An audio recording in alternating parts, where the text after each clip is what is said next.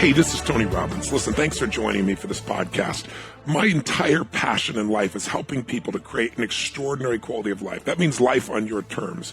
And one of my obsessions for the last 38 years has been business. And the reason is because most of us spend more time in our work and our business than we do with our children even, than we do with a spouse, a boyfriend, a girlfriend, or those that we love. A business becomes an extension of a person's identity. And so I found that if you can help someone transform their business, to a great extent, you transform their life, because it's the place that causes them to grow and expand and to find a way to add value. And my passion for business is really simple. I love seeing people take control of their own lives and create the life that they deserve by finding a way to do more for other people than anyone else does. So this podcast has one purpose: to truly help you create business breakthroughs, the psychological insights that can get you to go to the next level. Anything that's usually a chokehold on the growth of your business, 80% of that is the psychology of the owner, and 20% are the mechanics or the strategies. And I'm a strategist, and this podcast will have both. I'm going to share with you some of the best insights and strategies that I'm aware of in the field. But if you're going to really make progress, it's going to take more than just information or listening to podcasts. It's going to require some real change. And everybody wants things to be better, but nobody wants the change. If you really want to take control, if you want to make real progress, then let's begin the journey with this business podcast now. Netflix, Starbucks, Apple, Amazon, Costco. What do these companies all have in common? Strategic innovation. All of these companies rewrote the rules for competition within their industry. They found unique ways to provide more value than anyone else, and that's why they're dominating. But strategic innovation is different than constant, never-ending improvement. While you can't run a successful business without making improvements, it's strategic innovation that will help you reshape the landscape of your business and, ultimately, take over your entire industry. Because the market will always be searching for something new. And you, not your competitor, must be the one to give it to them. You must always be looking for ways to create something more, new, or better than what currently exists. Consumers are no longer impressed with any one new feature or service for very long. They expect a constant evolution of improvement, or they will simply go elsewhere. That's exactly why Steve Jobs, for instance, held weekly meetings with his operational heads at Apple that would focus on the latest new products that the company was developing and envision the next steps for each product line. Apple was absolutely committed to strategic innovation, and they redefined each market they entered by creating brilliant products that put the competition to shame. Consider Starbucks. Known for its in-store innovations like the reverse French press Clover coffee or handmade sodas, Starbucks is constantly finding ways to cater to their clients. They're even testing out smaller express stores in high-density areas to reduce wait times. And many shops even have smartphone charging stations available for their customers. Strategic innovation is about standing apart and staying one step ahead. It's about ensuring sustainability and success. In short, strategic innovation is power. Now, let's hear more about what Tony has to say about it. Are you ready to rock and roll? Well, we're excited because this morning what I want to talk to you about briefly is this concept of creating strategic innovation. Innovation, everybody thinks about. Yeah, we got to innovate our product, we got to innovate our service. But remember I said all business really is, not me, it's Drucker who said this, is marketing and innovation, or innovation and marketing. You're creating something, innovating something, bringing something to the table that's more new, alive, a reason for people to do business with you today that gives you a competitive advantage because there's more added value for them to buy your product or service than anybody else. Then you got to market it. Those two forces have to be institutionalized in your organization. It used to be you could come up with a killer service. You could come up with a killer product. And you could run or promote or market that product for 5, 10, 15 years. And as long as it's a great product, you could own the marketplace, especially if you were first. Today, market cycles. I remember, for example, in the early 90s, Sony used to have a market cycle where they build a product and they would have about a 4.5-year market cycle. So in the days, let's say, even in the 80s when they were building like a Sony Walkman. When they built Sony Walkman, in those days, their market cycle was in the 7-year frame.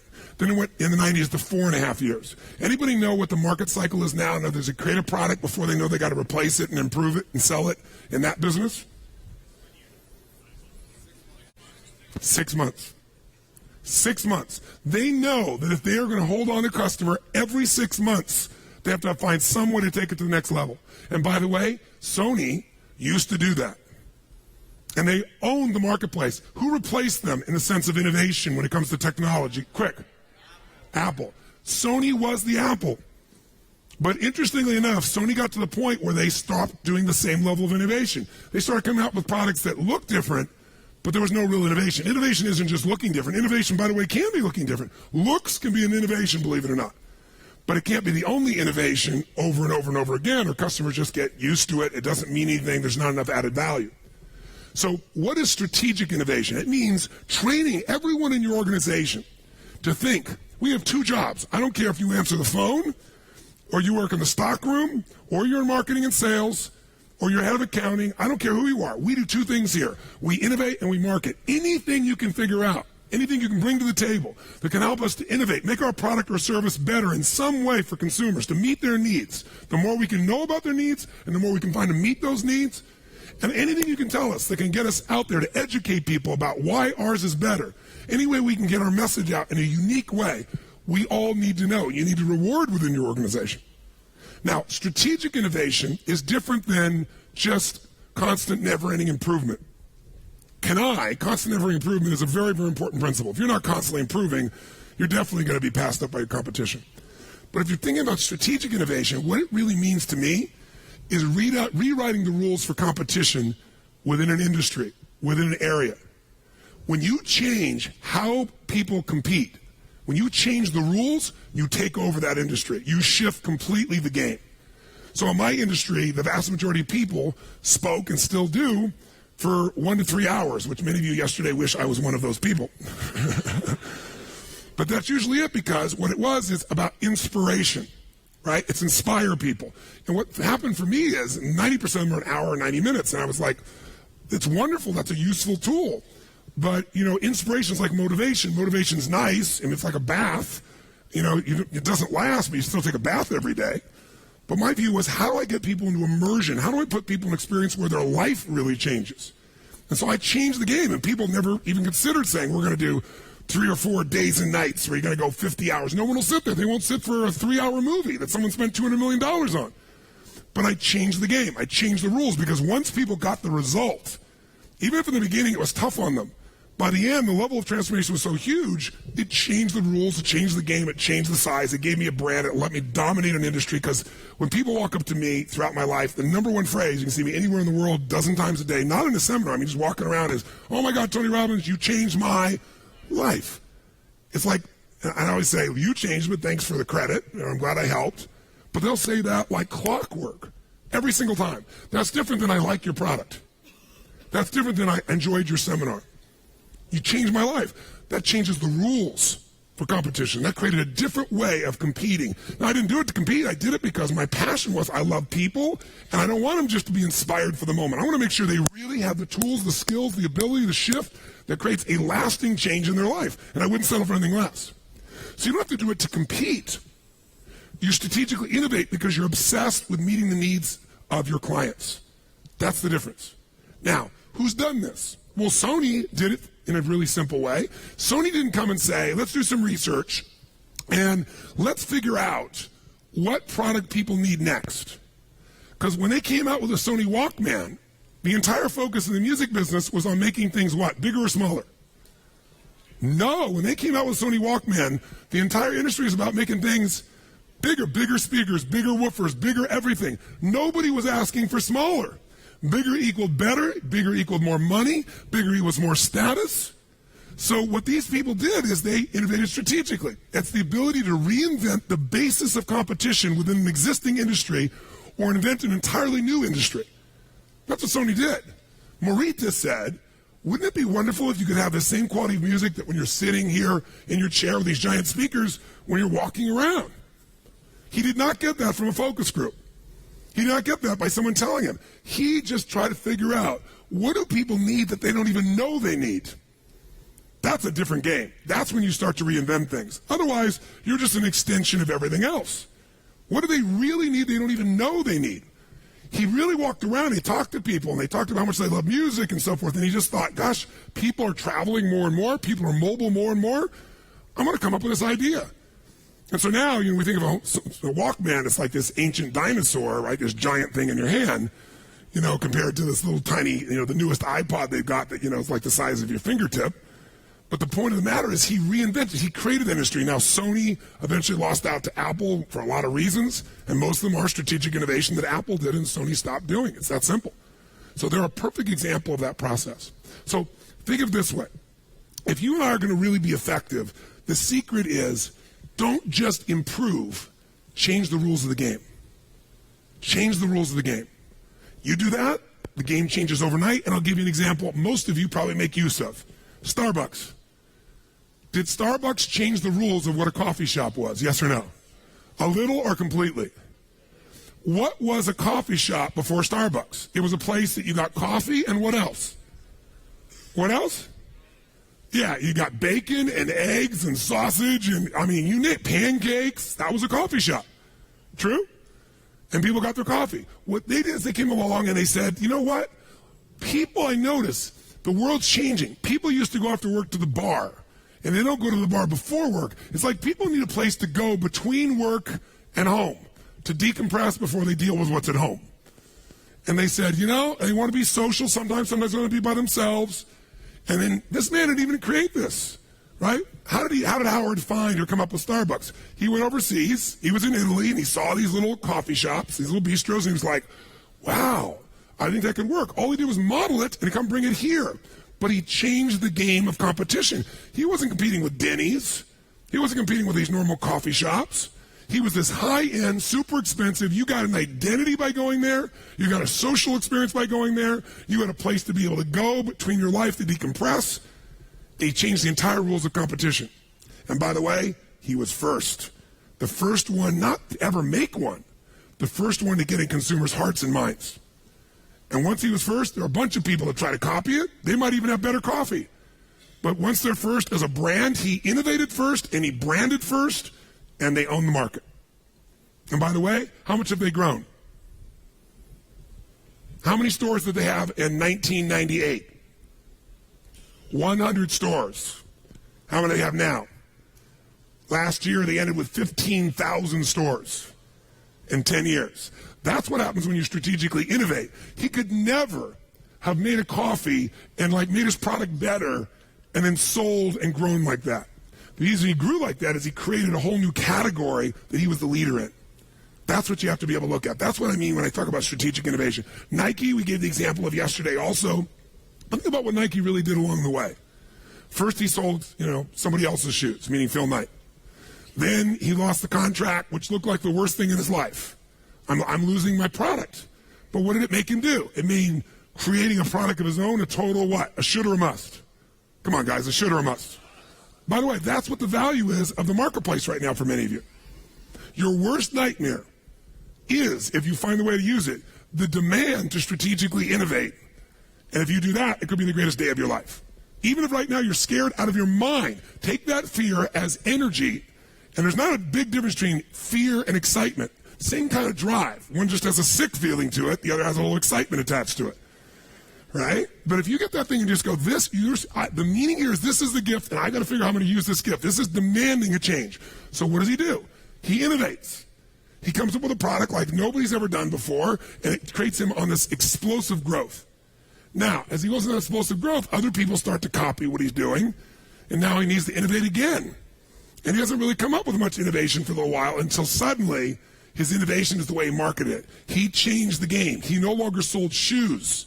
He made Nike, first of all, a sports company. He was the first one to sell $50 shoes, but he was able to do that because he was also selling you clothing. It was an integrated look and feel. And that evolved into selling we're a lifestyle. Just what? Right? And all of a sudden this lifestyle, and the lifestyle had all these members of the community. Michael Jordan, right? Tiger Woods now. And he started building that. And gradually they built from a sports company that sponsored events and everything else to now they're a community. How many of you use Nike Plus? How many of you run and use Nike Plus? I'm curious. Nike Plus, if you've not seen it, you go online, you type in, you get this little device in your shoe, and now when you go running, you can hear your music. It tells you how far you've been running. You can have Lance Armstrong going, hey, nice job, you broke your record.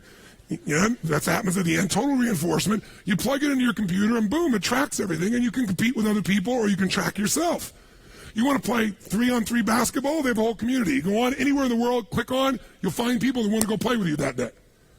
What they're now doing is they're in your life every day. They're no longer a product. They're no longer a service. They're a community that you're a part of.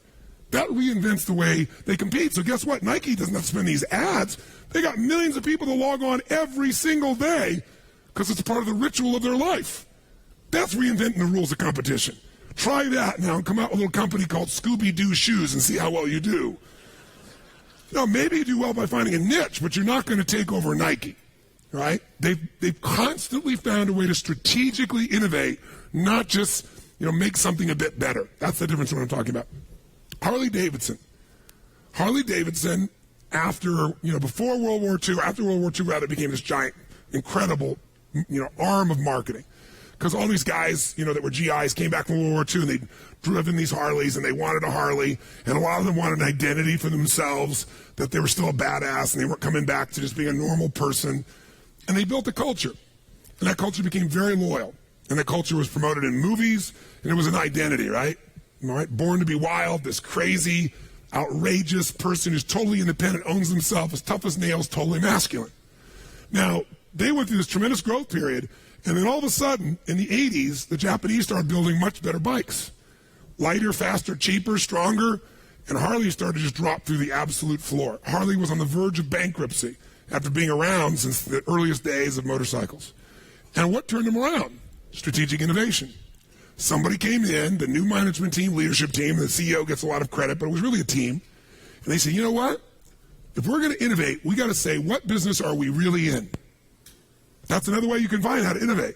You keep thinking you know what business you're in. You think you're the person that builds casinos. That's only one way of looking at your business. There's a much broader version of what business you're in. And they started looking around and saying, who are our customers really? What do our customers really buy from us? Are they buying a motorcycle? No. They're buying an icon. They're buying an identity. They're buying legacy. I mean, these are not just bikes. These are legends. And gradually, they began to realize what we really sell at this stage, we've been around so long, we're really selling a heritage. We're selling a legacy. We're selling a lifestyle. We're selling a way to live. We're really selling nostalgia, a mindset, because baby boomers, they found, guess who buys the most number of motorcycles? What age today do you think? 38 to 50. It's somebody about to have or in the middle of their midlife crisis who says, I'm still a badass even though I'm old. And they began to realize that's where 80% of these motorcycles are sold. So they said, here's what we're going to do. We're going to sell this identity not only to these people. If we want to expand the market between 38 to 50-year-olds, we're selling nostalgia. Some people aren't going to ride a bike, but they want the identity. And guess how they grew their business like crazy and expanded all their marketing? Started selling all the clothing like crazy. The market became create an identity. So I can remember, I never rode a motorcycle. Growing up, one of my cousins, was on a motorcycle. We had no money, so I couldn't afford one. But also, he actually crushed his leg and had stunted growth. One leg shorter and longer than the other. So I never went on a motorcycle. So I learned to fly helicopters later on in life and things like that. That was my idea of really kick-ass flying. And then I meet Sage, and she says, do you ride a motorcycle? And I go, no. And she goes, oh. I'm like, I fly helicopters. Come here, Rip the doors off. We're going to do helicopter surfing. It was screaming down in the water just as the curl's coming and pull up as the wave goes underneath it. But, of course, she got motion sickness and threw up, so that didn't work real well. So I decided, I got this woman, I'm in love with her. She likes motorcycles, and her dad always had Harleys. So I reluctantly go to the Harley store thinking, what the hell am I going to do? Because I didn't have those iconic images in my mind of trying to be a badass with leather and all these good things. So I get on this motorcycle, and it's like, wow, it's like flying. I mean, this is really cool. It's a lot like flying. It's an incredible feel. So I don't have a license. I drive a motorcycle for 20 minutes, and the guy, I said, if I want to see the best motorcycles all at once, because I always want, the very best, how would I do it? He said, well, you'd go on this incredible rally. They do this rally in South Dakota, North Dakota, what's it called? Sturgis. And he said, it's happening this weekend. So I go, this weekend? They go, yeah, they're going to be 400,000 bikes there. So I said, can you get me a ticket? He goes, you don't need a ticket. You just drive in. I said, but I don't have a motorcycle and I don't have a license. He goes, that's a problem.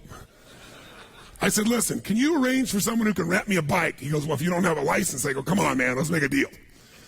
So sure enough, he arranges. So I fly in my private jet so I can get on a Harley. So I can feel cool, right? So I fly to Sturgis and bring Sage. I've only driven one of these things for 20 minutes. I've never had anybody on the back of it, and I have no license. But I'm going to Sturgis, baby. And I got my leather jacket. And my chaps. The full thing, ready to rock. So I get there, the guy gives me this thing. I'm trying to figure out how to orient it. I'm going, come on, hon, get on the back. And she's looking at me like, can you really do this? And then we did this drive, unbelievable drive, and went down Mount Rushmore, and it was just incredible. And then we got there that night, and they said there were going to be all these bikes. And we got there, and there were probably 15,000 bikes, which sounds like a lot, but that's not 400,000. And by the way, Sturgis is this little tiny town. I'm thinking, well, there's a lot of bikes, but it's not terribly exciting. You get there at evening, and the only place that's the nicest place in town is the Best Western. So I check in the Best Western, which is probably normally $99 a night, and it's $600 a night that week. And so I wake up the next morning, and there's 500,000 bikes on the road. They all arrive that morning. You can't move, and I'm out of my mind. And I bought everything you can imagine, And it was the first time in my life people were going up to me with a camera going, excuse me, sir. And I'm like, sure. I was like, no, can we take a picture of your lady? It's a different world. But what Harley did, they got 500,000 people now that are showing up for these things. I mean, they transformed their business. The business exploded because they innovated. They said, we're not in the motorcycle business, right? We're in the business of nostalgia. So that's the reinvention that I'm really talking about. And you can do this at a small level. And I can't remember the name of the company, quite honestly. It's not a big name. You wouldn't recognize him anyway. But I met a guy in New Jersey. He kept telling me about how much his wife loved shopping at this place. But what blew me away is I was at his house, and a car showed up to pick her up from the store. And what happens is they don't compete on price. They know everything about their customers. And they don't even just send this stuff to your house. They send a limo to pick people up and bring them shopping. I mean, they have no problem with price competition. They're not worried about, recession, depression. Not at all. Because they've just reinvented the entire way of competing. If you look over here at the Wynn Hotel, see, Steve Wynn, interestingly enough, kept building these hotels, and he sold them all to the MGM, and then he went and built the Wynn. And the Wynn was supposed to be the highest end, in which he did. $2.3 billion was the first one. The Encore's $2.7 billion. And he changed the entire way of competing. He decided what kind of services, what he was going to do, and he wanted to own the high end. And you know what I found out? I went on this trip with him, and I found out something interesting. He began to realize that all the money, 80% of the money, is made in Baccarat. And there are 50,000 players in the world that will make 80% of his profit. All those other things you do are minor, tiny compared to the sales that they make from 50,000 big whales that they take care of. And he wanted to have the richest, most exclusive, most extraordinary place on earth for them to go be able to do this. And by the way, Baccarat has the best ratio, best advantage. The house has the advantage, but it's tiny. It's the smallest. So as a gambler, you've got the best opportunity, but that's if you play once. If I have the advantage even by 0.1%, and you keep playing, the longer you play, the odds are on my side. See, so he innovated. He went, you know what, we're going to build the most incredible place. Even when everything else is down, we'll get those giant whales to come here because we're the place to be. Reinvented the way of competing. He didn't have to build volcanoes and things like that. Built something really cool, really magnificent, but really made for a different market. He said, not only who is my customer, who do I want my customer to be? That's a question you need to be able to answer if you're going to really be effective. Because many of you are looking at your current customers, and your current customer's not buying as much, and you're going, oh my God, what do I do? Well, maybe I need to get them to buy more, maybe I need to get more customers, or maybe I need to get a different kind of customer. This is when we start to strategically innovate as opposed to just improve what we have right now to make something happen. So, let me very quickly give you this. There are 3 points I want you to know, think about when you think about strategic innovation. The first one is you really ideally want to be in a position where, if at all possible, I don't care what your approach is, you put yourself in a place where you want to be ahead of the curve. You want to be slightly ahead of the trend. You want to at least be on trend, but if you really want to be the innovator, you got to be at the front of a trend, the initiator, if you can, of a trend. Because when you're first and you create a trend, you become branded, and that branding, if you do your job, is hard to get rid of. I'll give you an example. What was the first university that was ever built in the United States? Harvard. What was the first, for example, rental car company in the United States? Quick. Hertz. What was the first soft drink in the United States? Coke. And by the way, guess who's still number one in each of those categories? All three of those. And that's been more than 100 years, 150 years, 200 years in some of those situations. See, when you step in and you become the innovator and you create the category, everybody else has to fight for second place or third. In fact, Avis finally figured a way that they can strategically compete. They said, we're never going to be number one. So they said, we're not number one, we're what? We're number two, but we try harder. They created a new category, the try harder category. We're number one in the try harder category. They may be number one because they've been around forever, but we're going to please you. We're going to do something in a different way. That's the way that you differentiate and produce something. You know, you also, if you're there first, I'll give you another example. A friend of mine, the gentleman that financial person that I coached for the last 17 years, he introduced me to a man, and we're having lunch one day, and he goes, here's my friend, and we start talking. I said, well, what business are you in? He said, bottled water, but I'm about to get out of it. And I said, oh, that's interesting. This was like in the, I think, early 90s, if I remember, late 80s, probably early 90s when we had this conversation. He goes, yeah. I said, wow, what a trend. The idea that people could get us to pay for these bottles of water, you know, $2, $3, that everybody used to drink for free. I mean, that's the ultimate marketing. In fact, Coca-Cola and people like that were making more money. Some of them were charging more per ounce for water than for Coke or than for beer or Borden's milk. And it's just water. I said, that's amazing marketing. He goes, yeah, I was really lucky, though. He said, I got in the mineral water business right as a trend happened. I said, what was that? He said, when people started saying it was okay not to drink, and he even started promoting designated driver, I thought this is a trend that I think is going to stick. You know, I think people are going to take advantage that they don't have to drink. They don't have to feel pressured to drink. And I think they're going to look for an alternative while they're in the bar. And he said, I thought the alternative was this little company I bought for $500,000 called Perrier. He bought it for $500,000. It was making $100,000 a year. He kept that company for 15 years and sold it for $2.2 billion because he was ahead of a trend.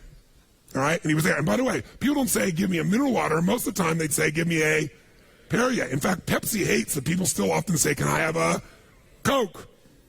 Because they're first. Right? And so in any industry, you can do that. You know, in my industry, the greatest compliment I get is speakers come up and say to me, gosh, guess what? I have these people tell me, you remind me of Tony Robbins. And I think, wow, I'm really complimented. I'm also going, great. I want you to be like Tony Robbins. That's a great compliment for me, a great compliment for you, but it also comes because I was here first, baby, and I did my job. I delivered in a category no one had ever done anything like. That's how you strategically innovate and own something. See, you got two choices. Try to go sell everybody, or have people, when they think of the best, they think of something they want, and they think of the best, they think of you. Very, very different game. Very, very different approach. Now, you want to be first ideally, but if you can avoid it, you don't want to be the ultimate pioneer in some businesses, because the pioneer, the Indians usually put arrows in their back. So it's nice to know the trend is real if possible. It's not always possible, but ideally near the lead. The other thing you want to do ideally is get in a game with infinite upside. Get in a game with infinite upside.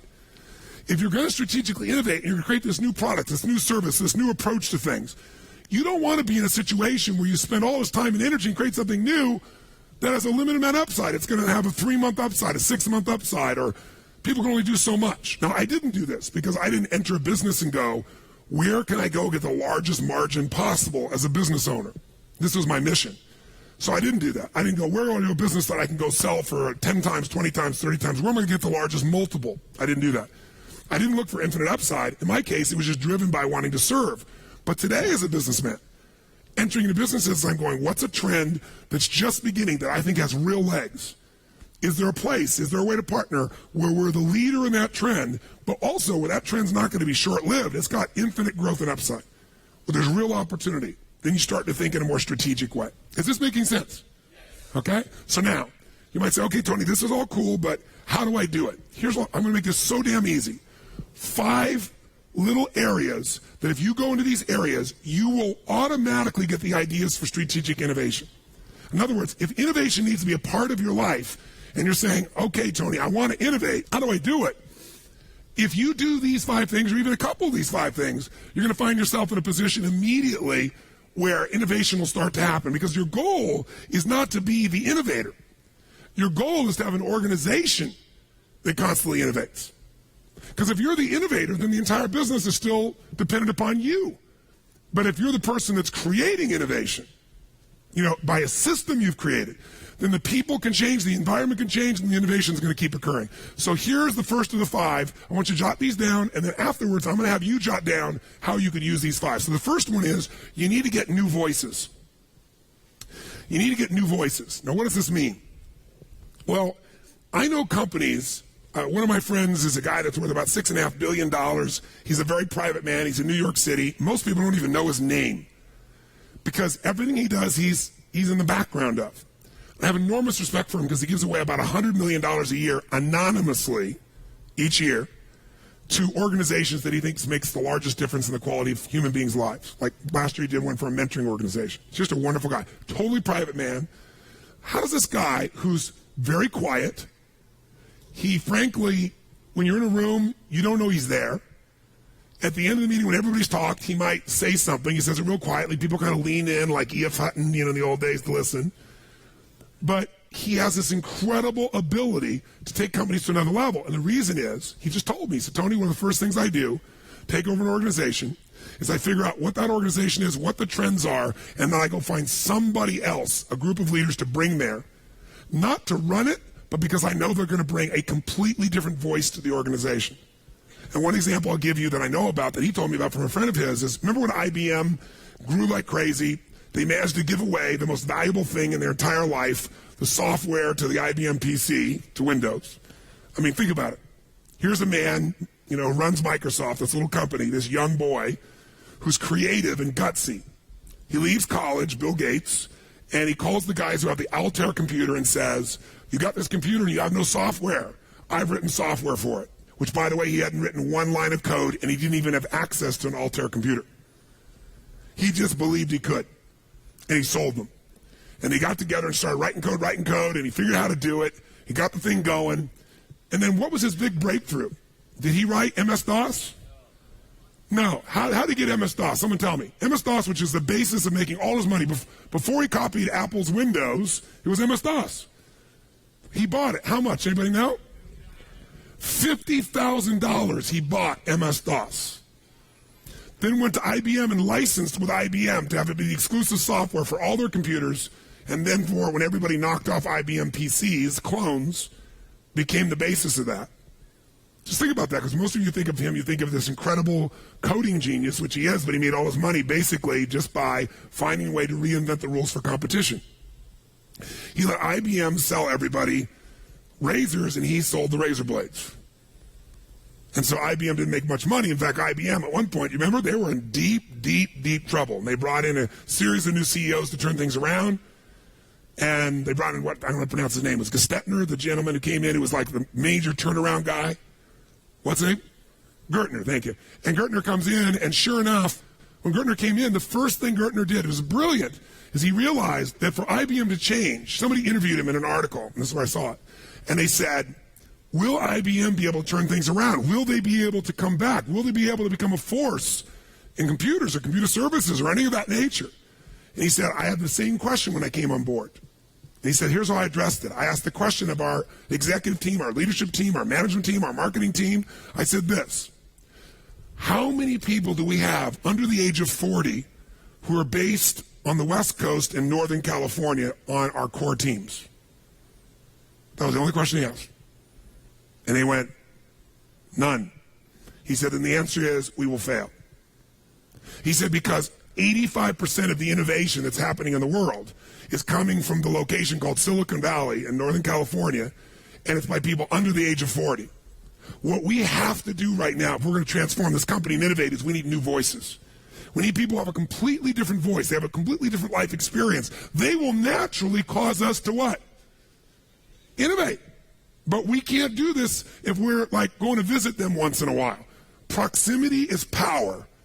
Whenever you're around something day in and day out, it's going to have an impact on you. And you need to go get new voices. So my friend that I told you about from New York, what he's constantly doing is each year, even in companies he owns, he deliberately brings in some new key executives constantly, if for no other reason, but make sure he gets new voices.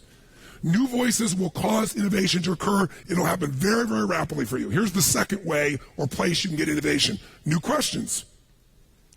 New questions give you new what, my friends? Answers. See, a lot of times, you're starting out with a presupposition. Like last night when the gentleman raised his hand again and, came over to me initially and said, well, how do I do this when it's impossible? How do I do this when no one is buying right now casinos, not building casinos? How do I? Presuppositions. His question guaranteed he couldn't come up with an answer. The quality of your question creates the quality of your answer.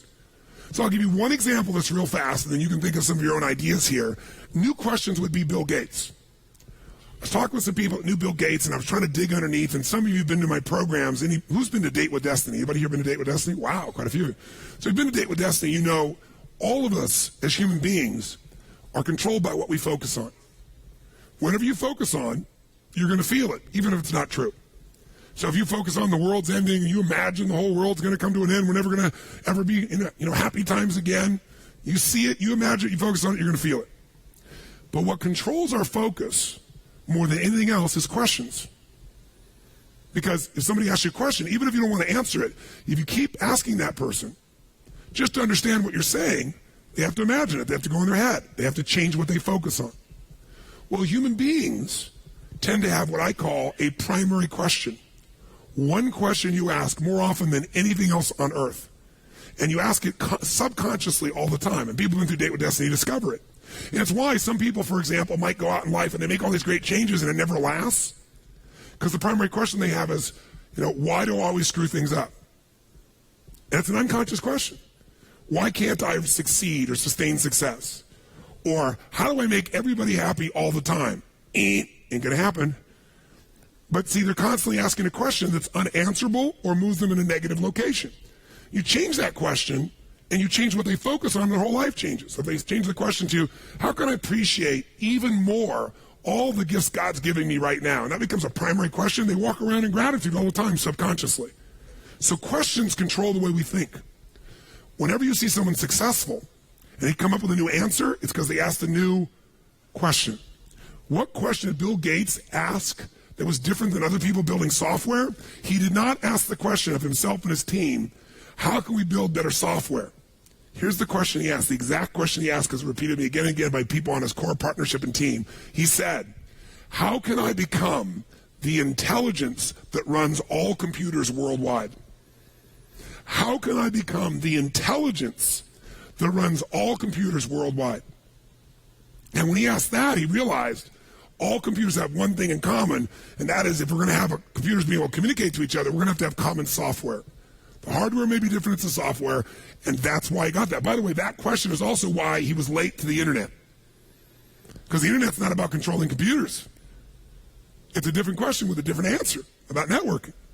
So you got to ask yourself, what are some new questions? Because new questions, by the way, will start new conversations. And if you do it with new people, with new voices, innovation is going to go crazy. And it's going to be institutionalized. Third question, or third new thing for you is new perspectives. New perspectives only happen if you get yourself in a new environment. There's a company called Nokia. Many of you know. Who's got a Nokia phone in this room? I'm curious. Now look at this group of hands. Nokia was dominating the marketplace prior to the iPhone, complete domination of the marketplace for many, many years. Nokia was not a dominant source. Where is Nokia based? Who knows? Yeah, it's in a very, very cold, dark place in Scandinavia on the edge of the Adriatic Sea, and they were trying to figure out what customers wanted by working with engineers who are working there in Finland. And guess what? They weren't doing so well. But somebody in the group got smart and said, you know what? We keep making more and more technical phones, and we keep innovating the technology like they used to do with VCRs when all of us were kids. And they made so much innovation, you didn't use any of it. So they said, you know what we got to do? If we're going to really innovate, we got to know what our customers want. But the customers we want, who do we want our customers to be? We want our customers to be leading edge people. We want the kind of people that influence other people, because people today don't just want a phone, they want an identity. They want to feel different. So they sent their engineers, these guys that are not marketing guys, because they knew they kept telling them change this, but they couldn't do it. They sent them to 3 places in the world: King's Cross, Australia, the east of London, and Venice, California. And they said, go live there for 6 months, interact with as many human beings and customers as you can, and then come back and we're going to redesign our phones. And you know what they all did? They all came back and they found the most important changes they could possibly make to the phone. And guess what it was? Color. Same thing that they did with Apple originally. They came out with the first ones with a red phone and a purple phone, and then a way in which you could print out off of your computer a cover for your phone. And then they came up with ringtones. So you could have a special, unique identity. That's what the engineers end up coming with because they were given a new perspective. Again, proximity to the customer in a radically different environment automatically created new answers for them or new innovations for them. And then fourthly, new passions. New passions, listen, when you're passionate, don't you tend to innovate by your own nature?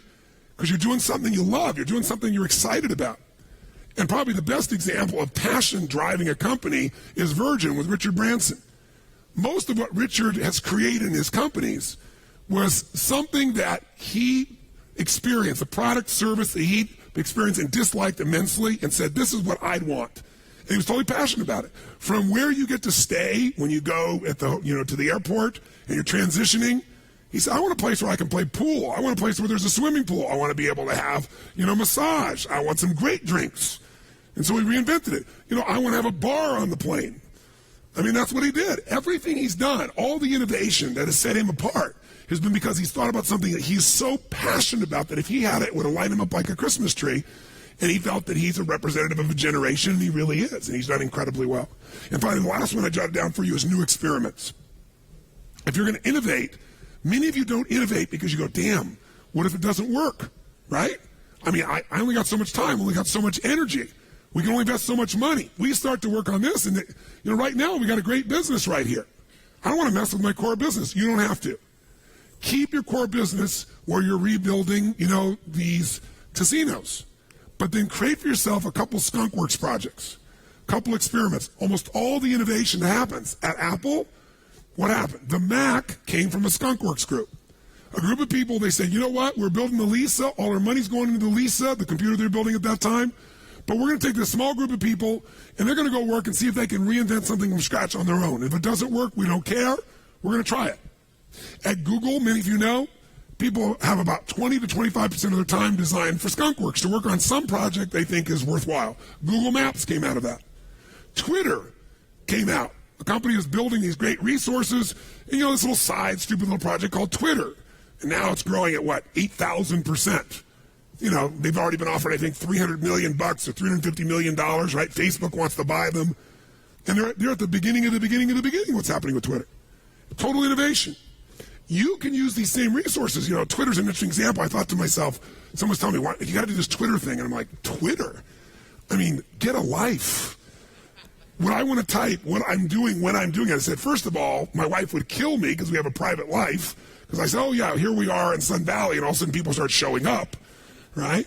I said, but second of all, it's like, who wants to read what I'm doing or what other people are doing? I have no interest whatsoever. So my buddy goes, I use it differently. So I said, what do you do? He goes, I use it to get answers. I said, what do you mean? He goes, watch this. He goes, Tony Robbins is here with me right now, beside me, and wants to know how I use Twitter. And he clicked the button, and in a millisecond later, there were 35 people responding, hey, Tony, hey, I went to your seminar, here's what you should do. And they're like, oh, these cool ideas. I was like, wow, maybe I'll open a Twitter account. So I opened a Twitter account without my name. And I did it, and I barely ever used it because since my name wasn't on it, I didn't interact with anybody. And I didn't put anything on there. It was like, what am I going to broadcast? Yes, I'm doing a seminar, right? Yeah, that's new information for me, right? But then one day I thought, there's all these people out there, and people kept coming up to me saying, would you do something to inspire me every day? And I'm like, another product, another service, I don't want to commit to that. And I thought, you know what? I'll just put a quote on my Twitter each day for something, just a simple quote, not just mine, other people's. It'll make me look for one each day, too, that I like. And I'll just share it. And if I find cool clips every now and then that I share with my friends, I'll share them as well. And I did that 10 weeks ago. And this morning we have 300,000 people. And there's 8 million people on Twitter, and we're number 35.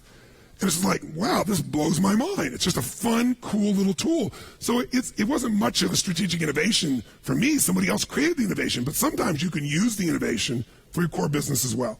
And I use it again to look at, okay, here's just a little experiment I'm doing. You know, gosh, if this continues, maybe it won't, but if this continues, I have 1 million people that I could send a message to 3 months from now, 4 months from now, at the current growth rate, if it stays there. If it takes longer, but I like the idea. God, it's something I really am passionate about. I want to send a message to people, 1 million people like that. That's a great tool. And you know, there's a business application here somewhere for it. Most people haven't figured it out yet. I'm sure Twitter will find theirs. It'll be advertising or something, but you know, it'll be a great tool for keeping people informed.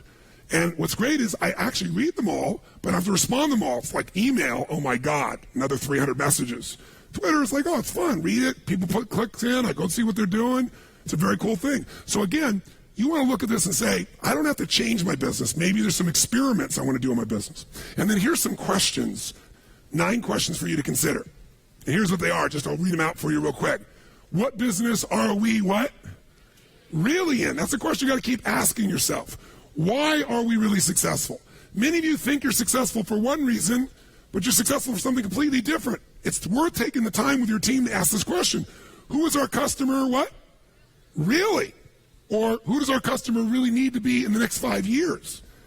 If you're going to start a business today from scratch and maximize impact, leverage, and profitability, what would you do? Some of you may be starting a business within your business to compete in this new world. What distribution channels are we not maximizing or using? What technology are we not using or maximizing? That's why I mentioned Twitter to you. What identity do you want people to associate to your business? Who do they become by doing business with you? And if you were going to create another industry from scratch, if you were going to create an industry within your industry or somewhere else, what would it be? So here's what I'd like you to do. Let's just take 5 minutes, literally, to brainstorm how are you going to get new voices into your business? By the way, do you have to hire somebody for them to be your new voice? Yes or no? So if you're a brand new, you're an army of 1 or 2 or 3 or 10, you could go get people. You can do it through a variety of sources. You can do focus groups. You can sit with a group of friends. You can get a group of your customers. You can use a service like Twitter. You could do all kinds of things. How are you going to get new voices? But be specific. What kind of voices do you want to get? Who would help you innovate? What kind of person could you bring to the table? Ideally, somebody on your team. But also, where could you get new voices? What are some new questions that you need to ask? I gave you these 9 as a sampling. But what are some questions you need to ask to innovate in your business? Where could you get a new perspective? Maybe after you hear Tony speak today from Zappos, maybe some of you, while you're still here in Vegas, might see if you might make an arrangement to go tour it. Take the hour tour and just go get the perspective of how a business that goes from 0 to $1 billion really runs. If I were you, I would do it. I took the tour myself, incredibly worthwhile. Where could I go right now to tap into new passions? Maybe not even my passion, maybe on my team. I've got some really bright people and they have passions that I don't even know what they are. Maybe their passions are the origination, the place that we get a genesis for a new product, a new service, or a new way to change the rules of competition. And what are some new experiments we could do? What are 1, 2, 3, 4, 5 max new experiments we could try? This program here was the result of an experiment. I was watching television, listening to all the muck, talking to people coming up to me, telling me I don't know what to do in their business. And then I saw the figure, and I'd known it intellectually in the back of my head, but it emotionally hit me. 70% of all new jobs are created by small businesses. I picked up the phone immediately. I called my office, and I said, you know what we're going to do? I want to coach 50 business people who have small businesses, 0 to 100 million. I want a variety. $100 million businesses, 50, 10, 5, just starting their business. And I said, I want to coach them for 90 days. And I said, we'll make it really easy. I'll do some kind of immersion. So we did a version like this. Instead of 5 days, we did it in a day and a half. So I basically killed everyone. And I said, then we're going to work online twice a month for about an hour and a half. And I'll keep taking different pieces of information, refine it. And I'm saying we're going to transform their lives, and we're going to create a system that once we have that system, it won't be limited to me and my throat. It'll be something that people can do in immersion on their own over and over again so they get the training effect. And I said, and we'll find the right partner. We'll market it together. We're looking for ways of transforming the business. We won't just teach them. We'll give them tools. So we'll team up and partner with the right people. And all this came out of being stimulated by something I'm passionate to make a difference in and doing an experiment.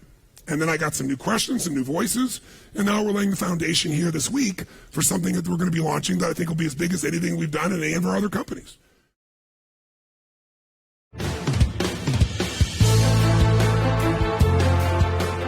Well, what'd you think? Listen, the purpose of a podcast like this is not just to inform, not just to educate you, but get you to take some action. So one of the most important commitments I've learned is anytime you learn anything and you find it has any form of value, the most important thing you want to do is while you're still in state, while it's still important, while it's still in your mind, you want to take some form of action. Whether that's as simple as saying, these are 3 principles that I want to really educate the rest of my team on at my company, or I want to take action on this today. I'm going to create this format today for my marketing or for my anticipation or for using the strategies that you've learned here. So before you turn this off as a final moment, just write down 2 or 3 key either principles that you want to remember or action items, and ideally do something to share it or do something to act on it today. Remember, knowledge is not power. Knowledge is potential power. Really, truly, if you really look at what makes someone successful versus not, it all comes down to execution. Execution trumps knowledge every day of the week. So go out and execute, and I'll see you on the next podcast. Do you have the right mindset and skills to take your business to the next level? Business Mastery is the only event in the world created by Tony Robbins to prepare you to master the mindset and skills you need in business to elevate your game. A one-of-a-kind, immersive program, Business Mastery will allow you to understand the critical factors impacting your business, then refocus and realign with the strategy and psychology you need to compete and innovate in any economy. Remember, business success is 80% psychology and 20% mechanics. If you're ready to learn and master the strategies to help you grow your business and stay competitive, then don't hesitate. Apply for the next Business Mastery program now. Learn more about the Business Mastery event at www.tonyrobbins.com. The Tony Robbins Podcast is directed by Tony Robbins, hosted by Anna York, and produced by Carrie Song. Brooks Loro is our digital editor. Tyler Culbertson is our media coordinator. Special thanks to Diane Adcock for her creative review. Our website is tonyrobbins.com/podcast, where you can listen to all of our episodes, read articles, and learn more about upcoming events. Copyright Robbins Research International.